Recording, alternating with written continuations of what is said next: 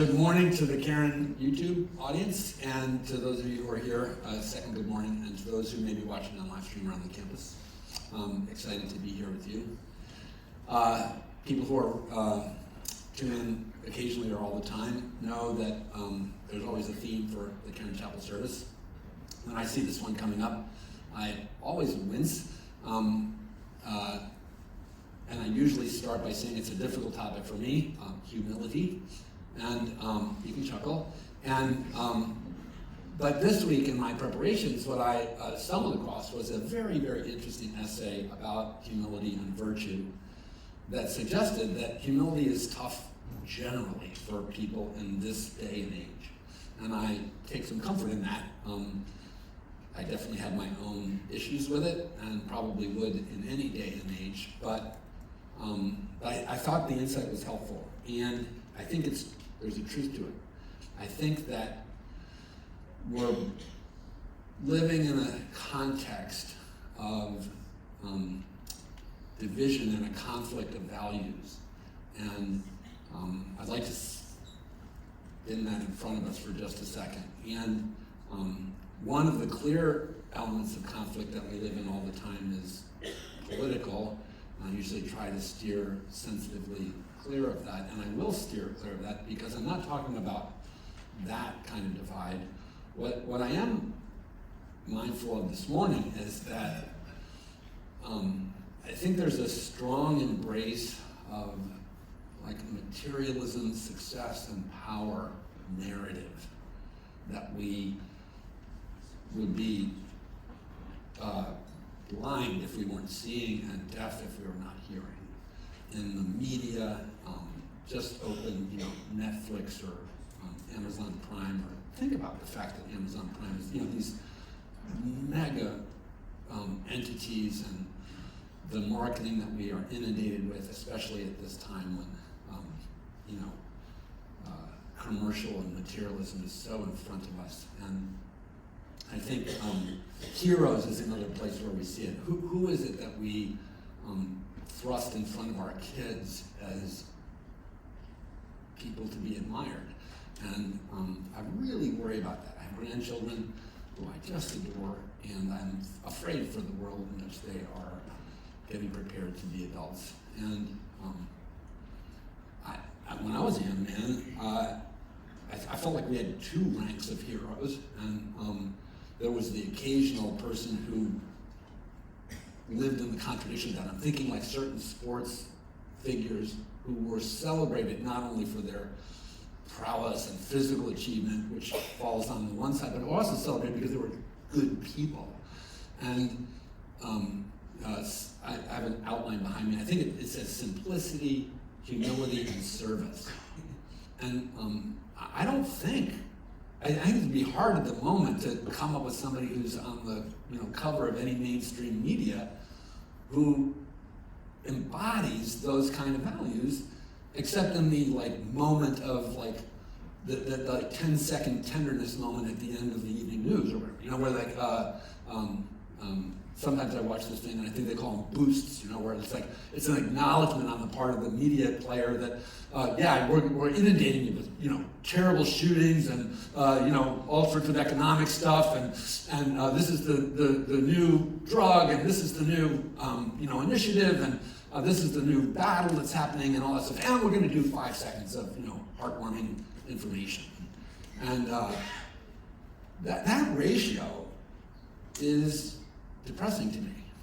So I frequently tell people, the older I get, the more old-fashioned I become.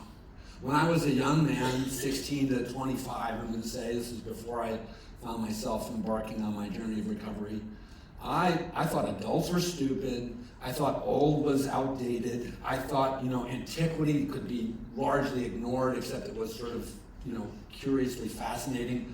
And I made choices that were, I thought, pioneering and trailblazing. And I was a late hippie. I thought weed should be legal, and polyamorous relationships were on the horizon, Certainly was sexual orientation friendly,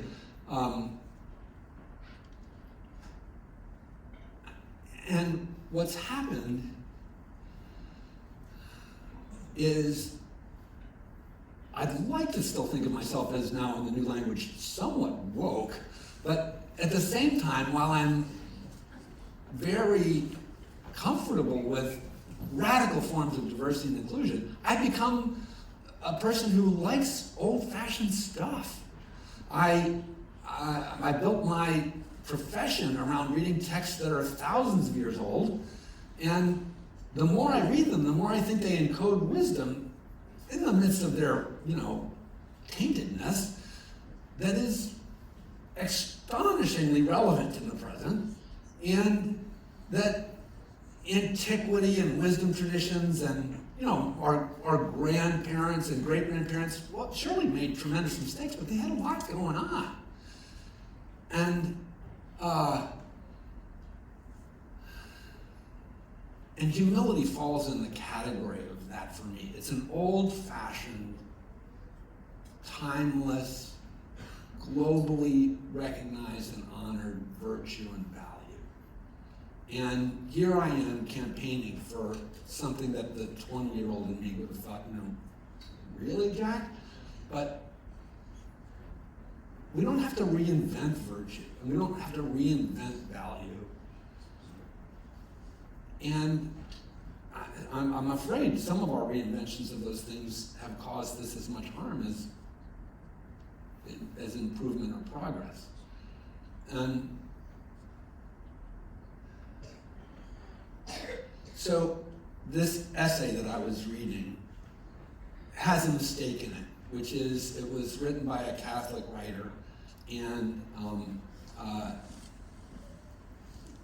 one of its claims was that Christianity is rather unique or privileged in its address of the virtues, and in particular the virtue of humility. That Christianity somehow brings humility to the religion plate more or better or in a fundamentally first place in the campaign. It's not true. If you look at Islam and Judaism and Buddhism and Hinduism, I think if you look at wisdom traditions around the world, it turns out that this is an old idea, that the opposite of humility, antithesis of humility, which is self-aggrandizement and arrogance and conceit and pride and all that sort of stuff, I don't know that it's championed by any tradition. And oddly, here is this Christian faux pas, right? It's prideful about its humility,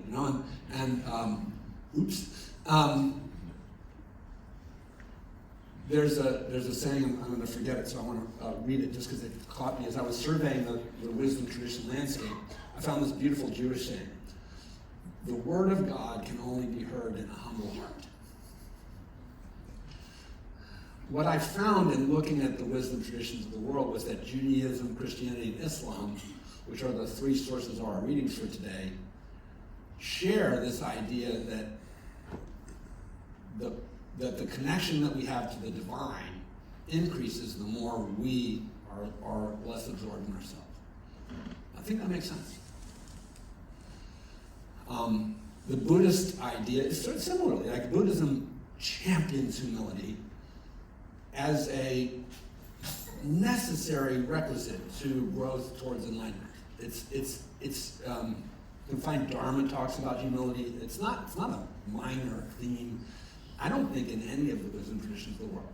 So while Christianity is great at talking about humility, and its principal hero, Jesus, is not only an advocate of humility, but an example of divine humility, and that's a great place to look at a wisdom tradition that puts humility in the foreground. It's not the only one, and I think it would be dangerous to say it's the best. And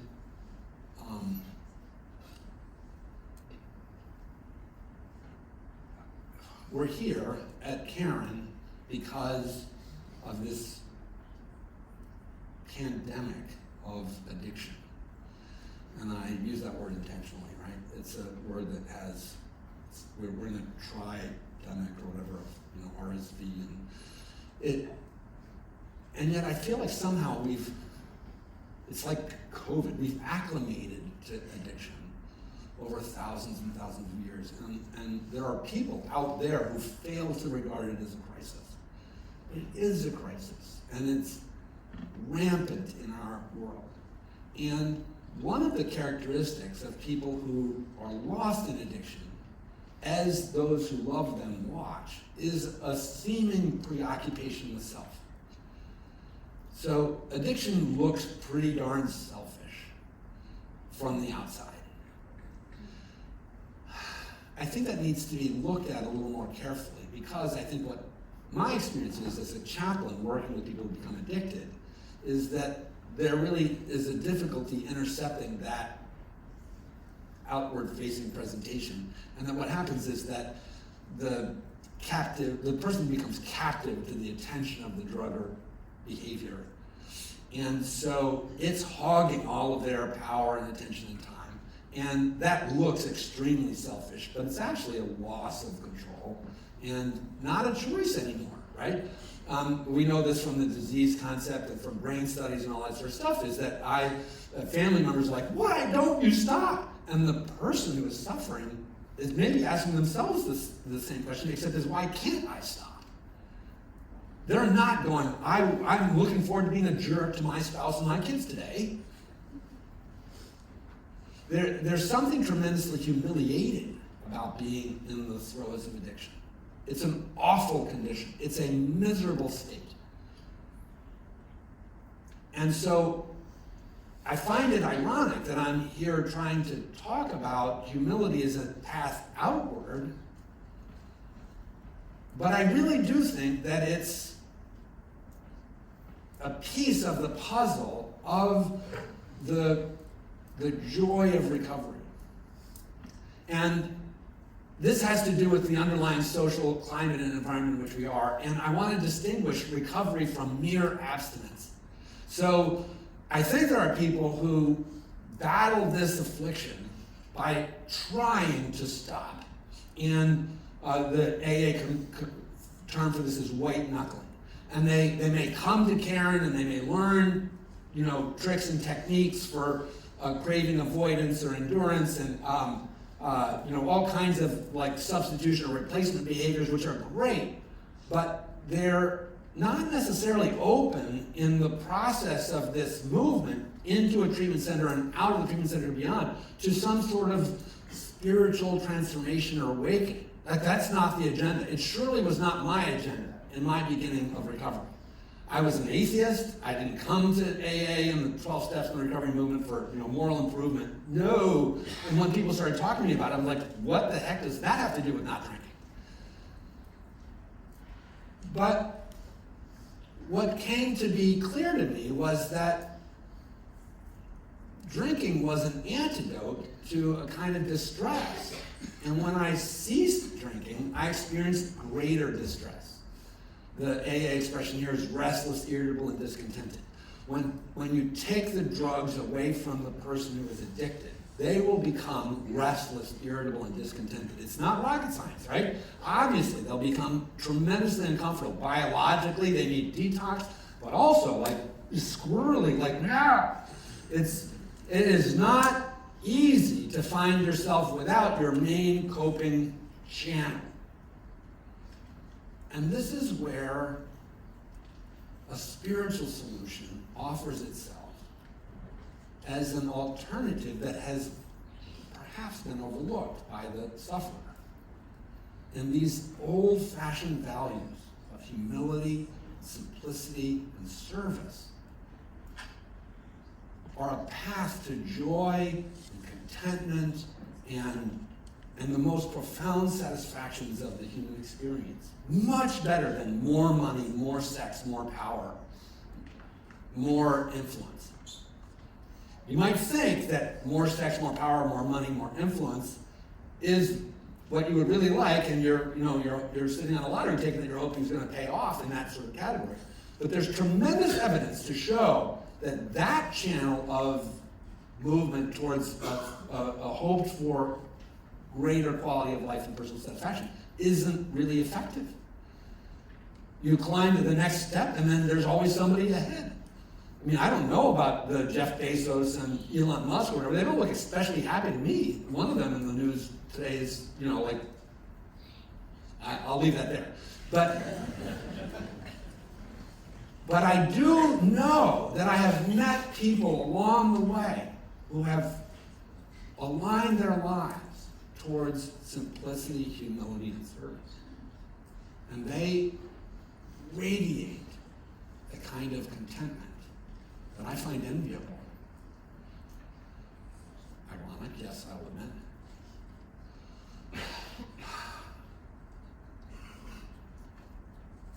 We're in the finish of the calendar year in the northern hemisphere. The solstice is just ahead, and the shortest day of the year. And I think it's fascinating that Hanukkah, Christmas, and Yule, the three of the major festivals in this period of time, focus on light in the midst of encroaching darkness. They're festivals of hope in the midst of difficult times. And the hope for the Christian community is placed in an infant, in a humble scene, in a tender moment, against the backdrop of the world gone mad.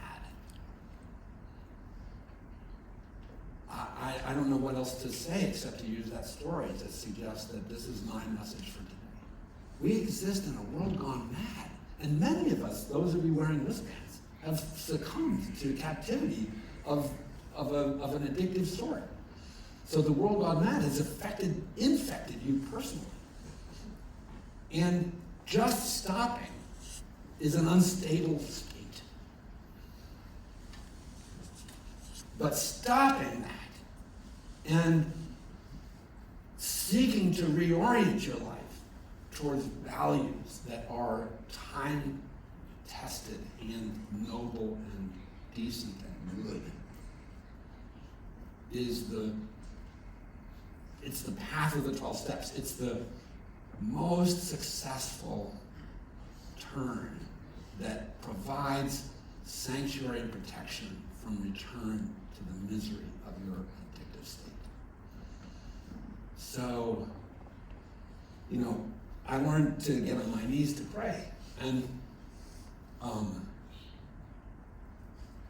don't always pray on my knees, but it's this that is an enactment of a move out of struggle and striving, and it is this kind of transition that we celebrate here every Sunday. I told you we're going to have a ton of points to celebrate, and it is amazing, and we should applaud and cheer. But what we're applauding and cheering is a turn to humility and service and tenderness and love. I'm so glad that that's what this place is about. I'm so glad that I get to invite you to think about those kinds of things today. And I hope that you will take this deeply to heart and examine your own conscience and conduct in life. And not be sold this bill of goods that we are bombarded with, that there is an answer in a pill or a lottery ticket or an encounter with someone for paid sex or whatever that is worth your heart and time.